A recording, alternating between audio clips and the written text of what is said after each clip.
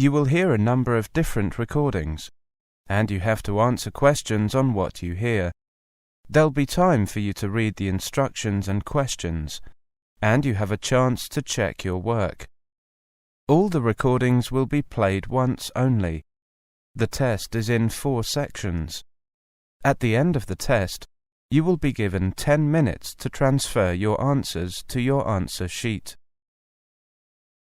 Now turn to Section 1. Section 1.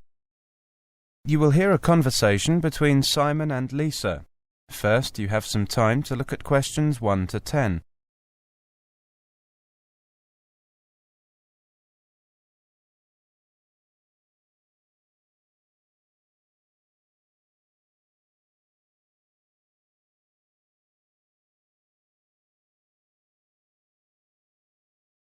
Now listen carefully and answer questions 1 to 10. Hi, Lisa. How are you? You look a little puzzled.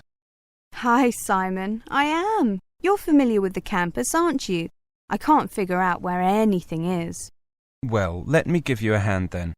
Which places do you need to know? First, I need to know where the library is. I haven't registered yet. All right.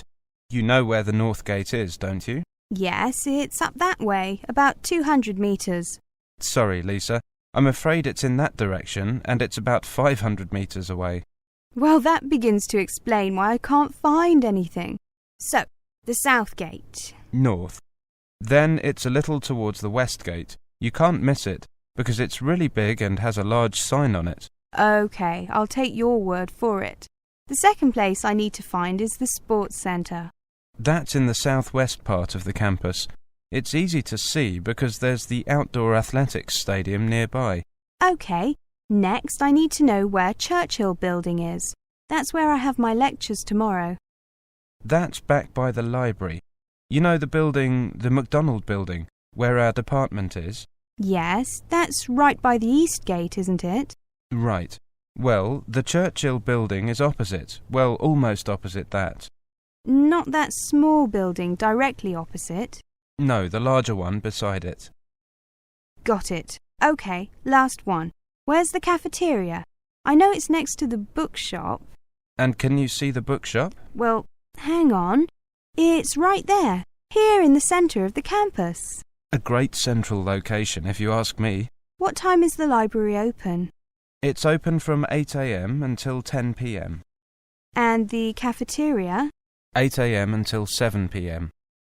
Is that every day? Someone said that it isn't open so long at the weekends.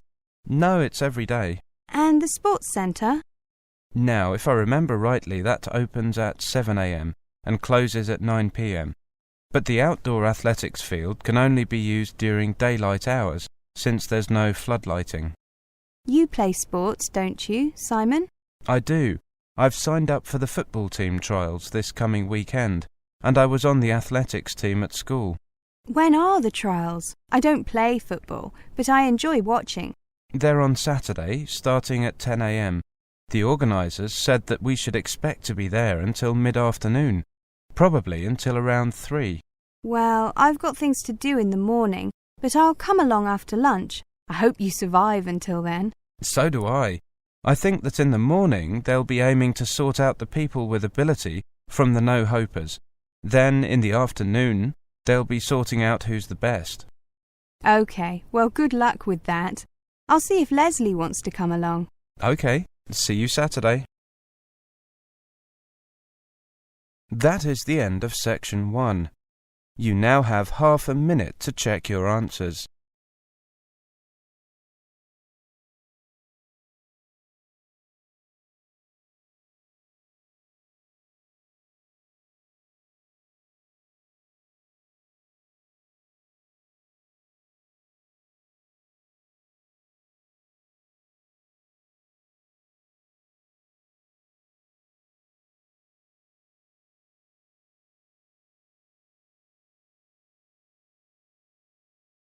Now turn to Section 2. Section 2. You will hear a presentation on living in London. First, you have some time to look at questions 11 to 20.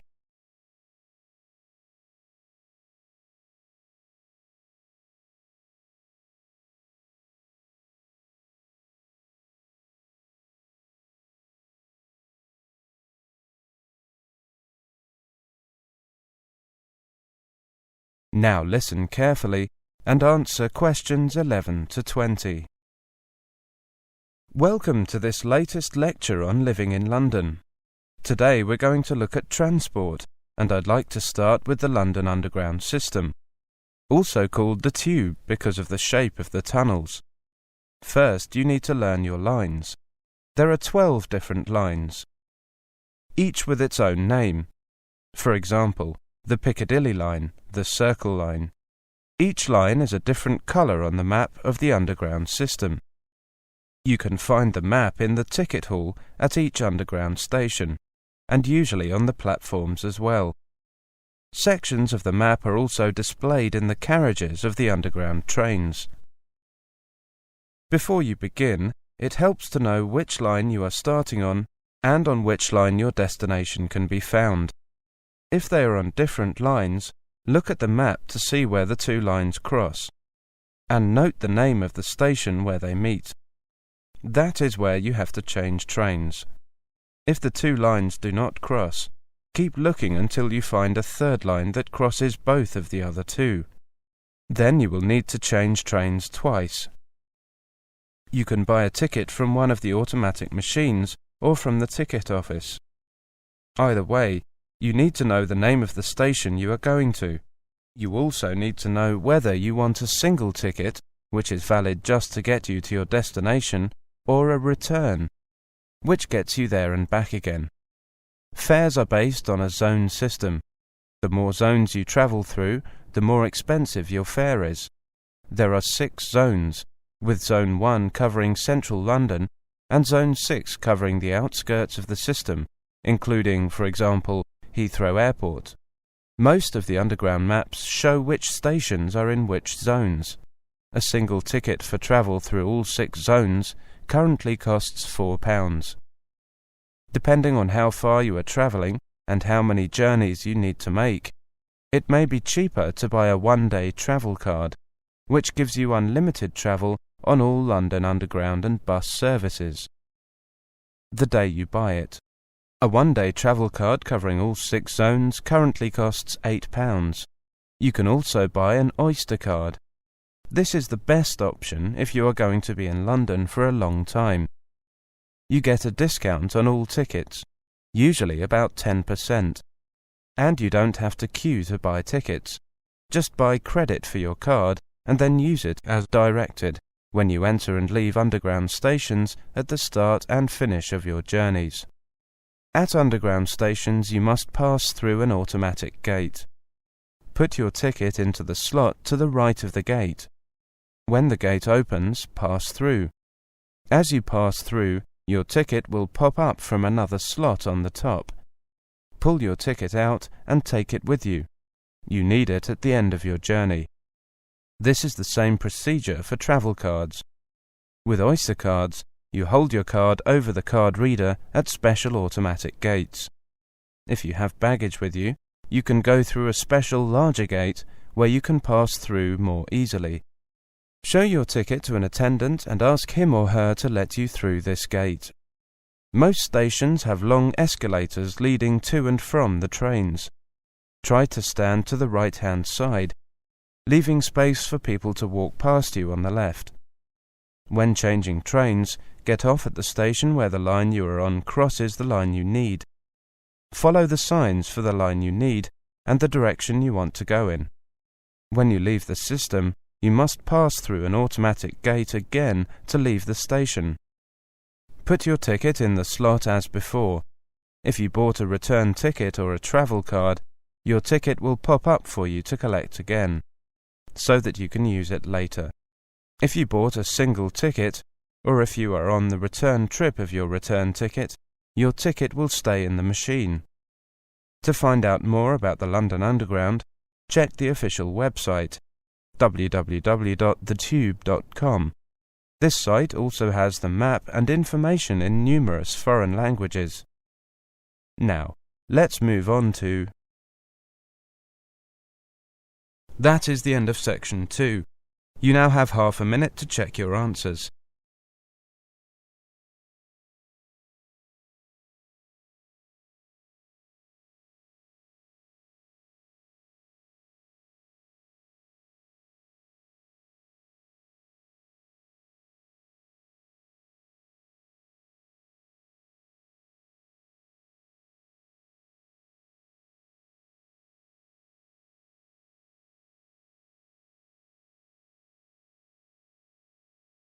Now turn to Section 3.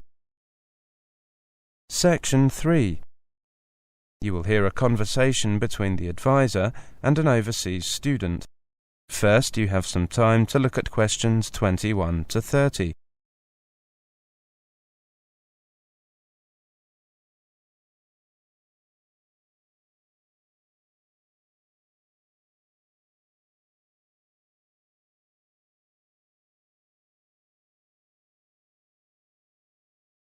Now listen carefully and answer questions 21 to 30.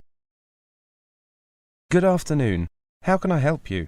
Good afternoon. My name is Helena Schwartz. I have an appointment at 3. Ah, yes. Come in. Please take a seat. Now, what can I do for you? Well, I need some advice about my studies. I'm a foreign student from Germany, and, well, I heard that this is the place to come. It certainly is. So, what kind of problems are you having? It's quite normal for students to meet problems, particularly overseas students who might not be familiar with the British way of life or education system. Well, my first problem is the workload. That's a common problem, even with British students. It seems to me that the biggest difference between university and secondary school is that university students have to do a lot of work on their own, and it's sometimes useful to get advice on how to take control of your time and work effectively. You're right. The obvious thing to do is to make a schedule and stick to it. Bear in mind that there is enough time to do the work and enough time for extracurricular activities. You mean that I shouldn't overload myself? Right. But moreover, be careful to spread your work out over the weeks and months. Don't do anything for a while, then get worried because you have little time to get assignments finished. Yes, that's clear. We get a lot of students coming to us with that problem, so we've produced a leaflet about it. You should have received one during orientation, but sometimes, well, here you are. Thank you. I'll read it carefully later. Okay, and feel free to come back if you have any questions about it. Okay. My second problem is with research. Are you going to complain that the library isn't open at the weekends? How did you guess? We get so many students complaining about that.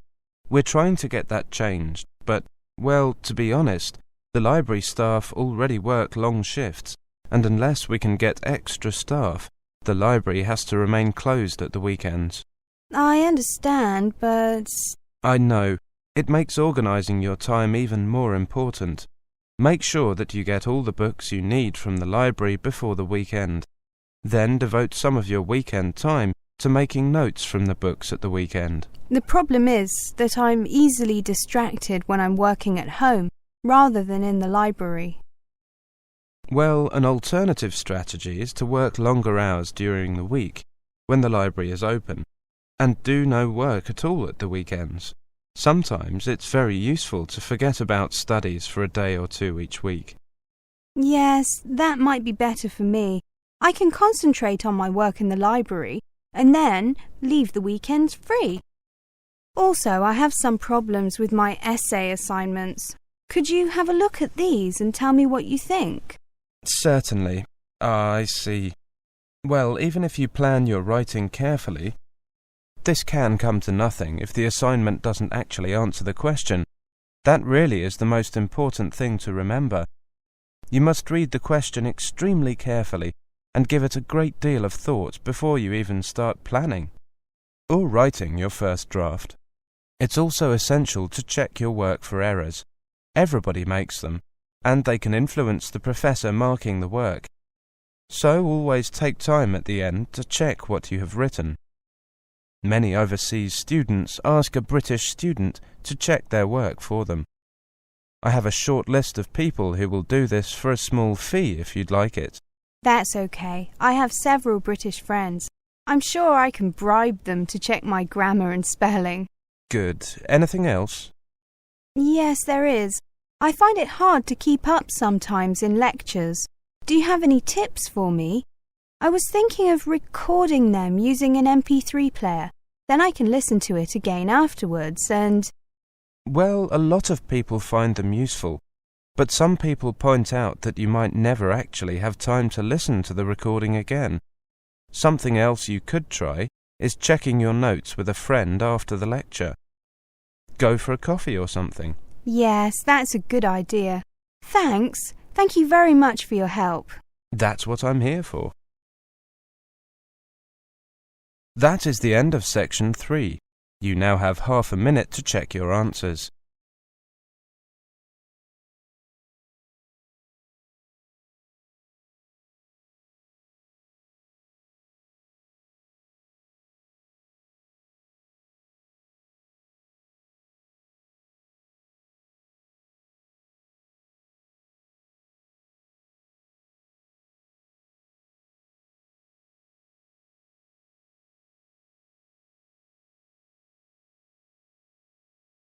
Now turn to section 4. Section 4. You will hear a monologue on the subject of volunteer work in Africa. First, you have some time to look at questions 31 to 40.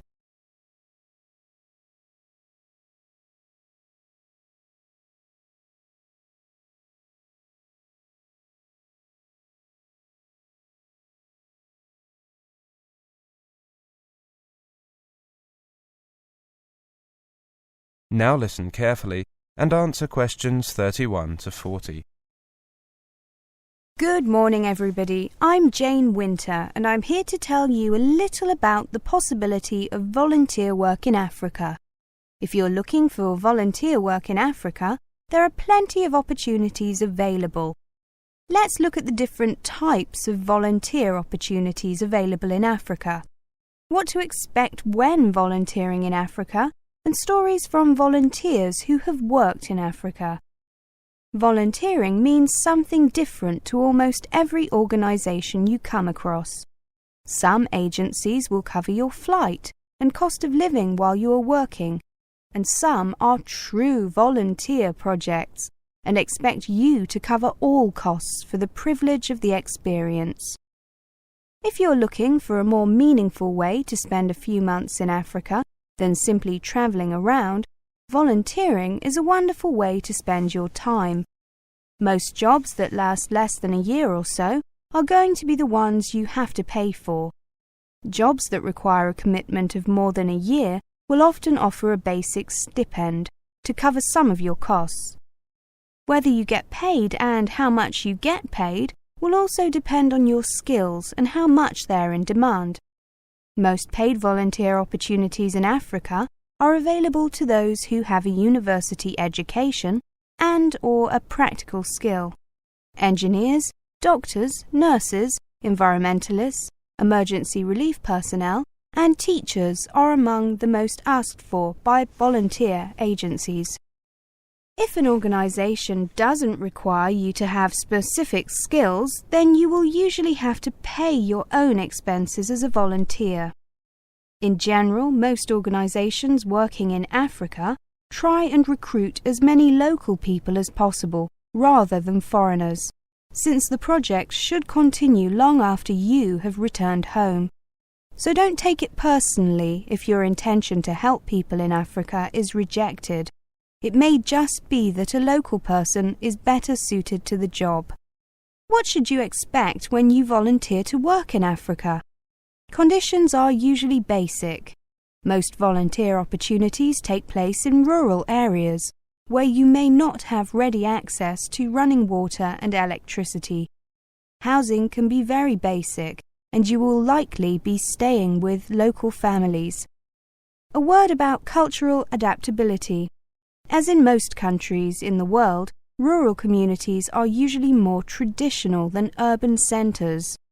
As you will be working closely with the local population, you will have to dress and behave in accordance with what is acceptable locally.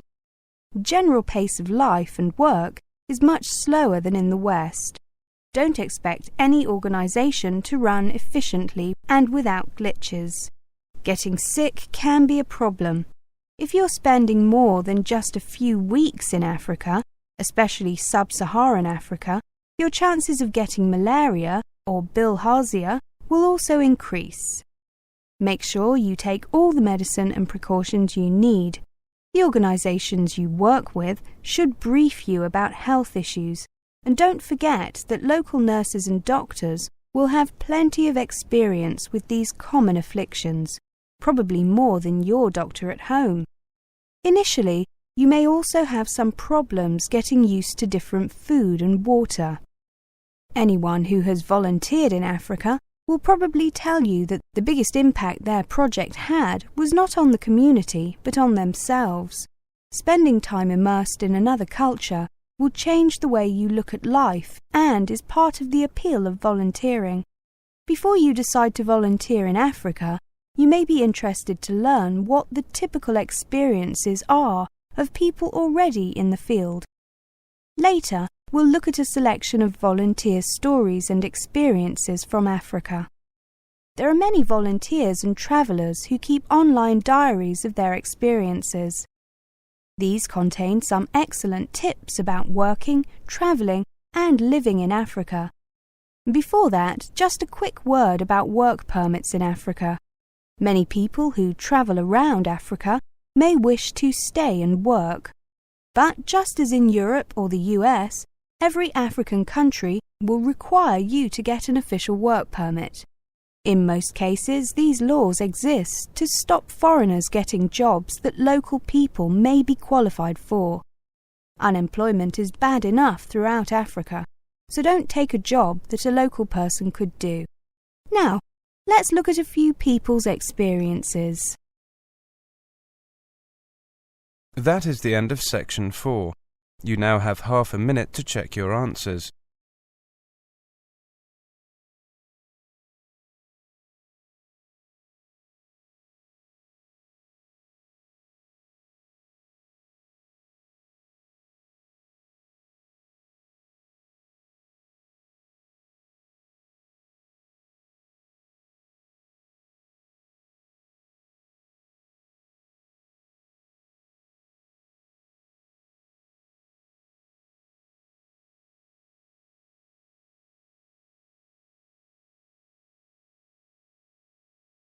That is the end of the listening test. In the IELTS test, you would now have 10 minutes to transfer your answers to the listening answer sheet.